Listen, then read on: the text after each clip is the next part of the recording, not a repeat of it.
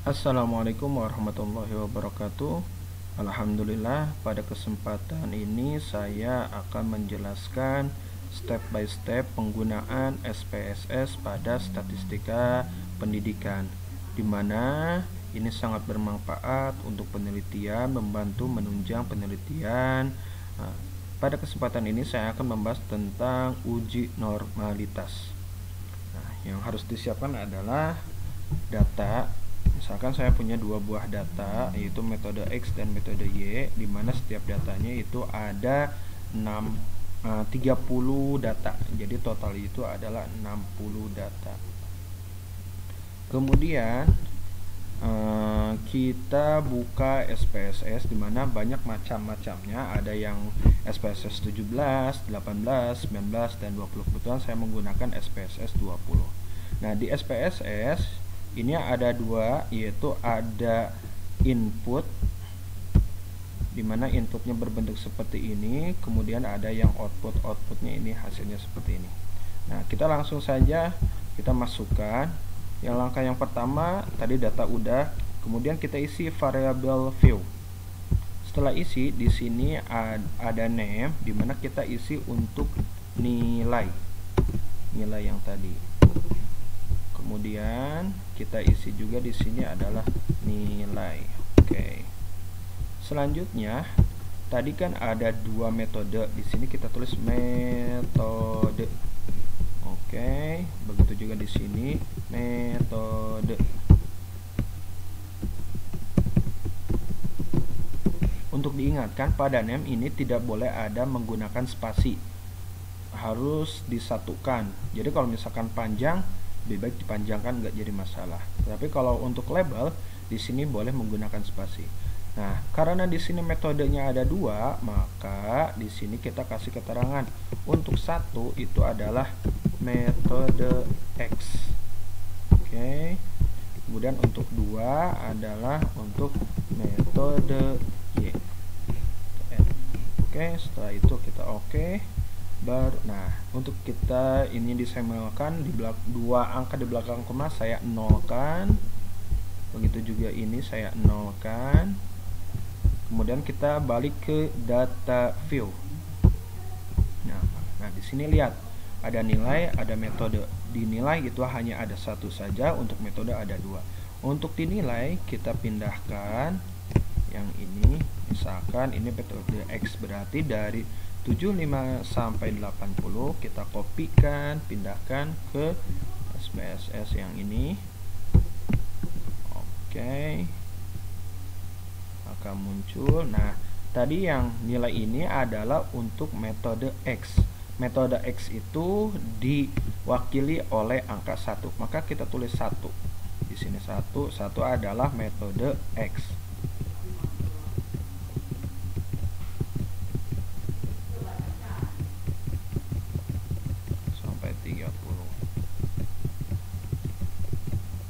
Oke. Selanjutnya, nilai selanjutnya adalah untuk metode Y ya. Kita kopikan metode Y, nilainya kita pindahkan di bawahnya ya, disatukan saja. Jadi totalnya itu ada 60.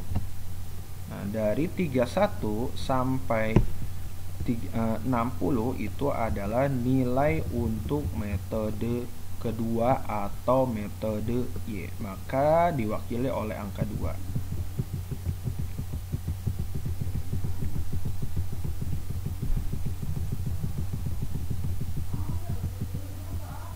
Oke, sudah mengisi ini, maka kita ambil atau kita klik analyze, kemudian deskripsi, kemudian klik explore.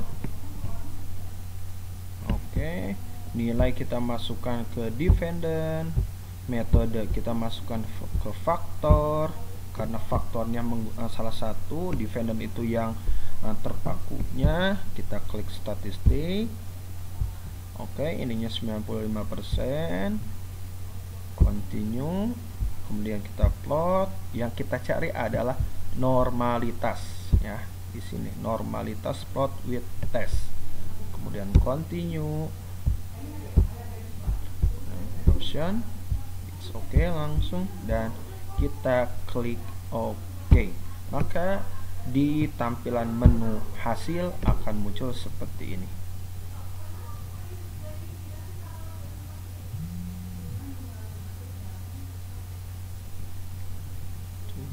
Menunggu, sedang on process.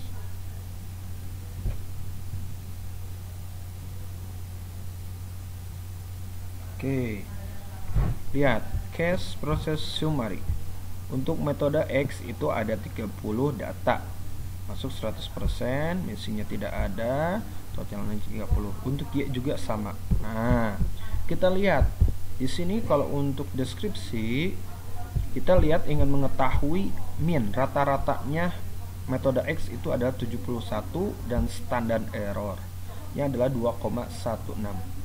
Kemudian kita bisa mengetahui mediannya secara keseluruhan, kemudian variansnya ini. Nah, kita bisa mengetahui standar deviasinya, yaitu dimana standar deviasinya adalah 11,831.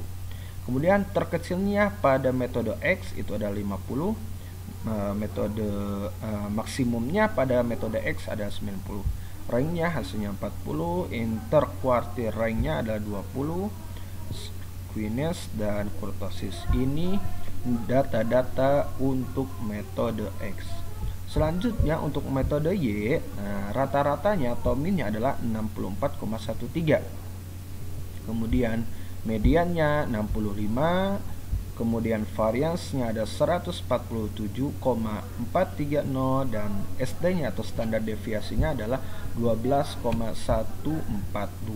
Minimumnya terkecil adalah 40 dan yang terbesar ada 85.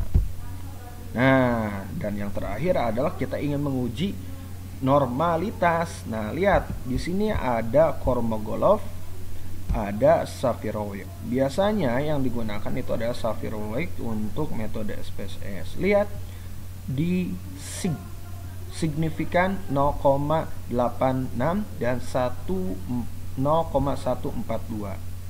Penjelasannya bahwa data ini normal atau tidak, jika ini kan adalah uji normal hitung ya, misalkan hitung lebih besar dari uji tabel atau berapa tabelnya adalah 0,05, berarti 0,86 dan 0,142 itu lebih besar dari 0,05,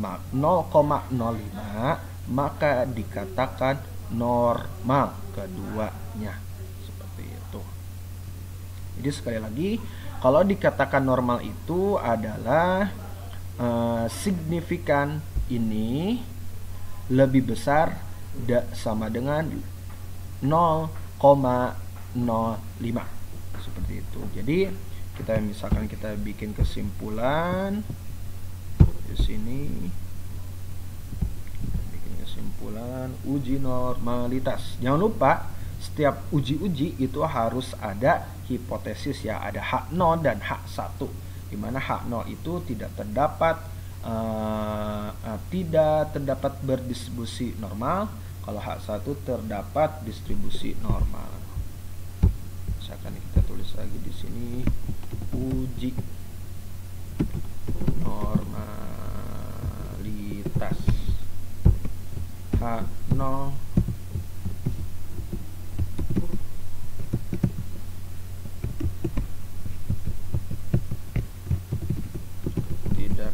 terdapat, kalau sikatnya tidak berdistribusi normal, H1 berdistribusi normal, dikatakan H0 ditolak itu jika uji normalitas atau signya ya, sig itu signya lebih besar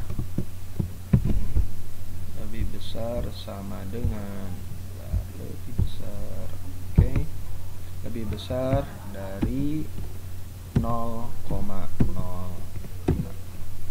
H0 ditolak. Artinya data tersebut normal. Kemudian H0 diterima jika uji normalitas atau signya kurang dari 0,05.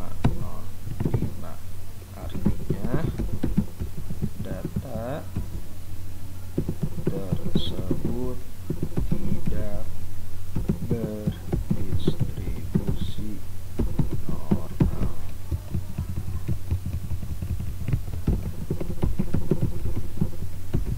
Seperti itu untuk kesimpulannya. Mudah-mudahan bermanfaat. Karena di sini adalah hasilnya adalah 0,089 lebih besar sama dengan 0,05, dan yang satu lagi adalah 0,142 lebih besar 0,05. Kesimpulan bahwa data tersebut berdistribusi normal. Terima kasih, mudah-mudahan bermanfaat. Assalamualaikum warahmatullahi wabarakatuh.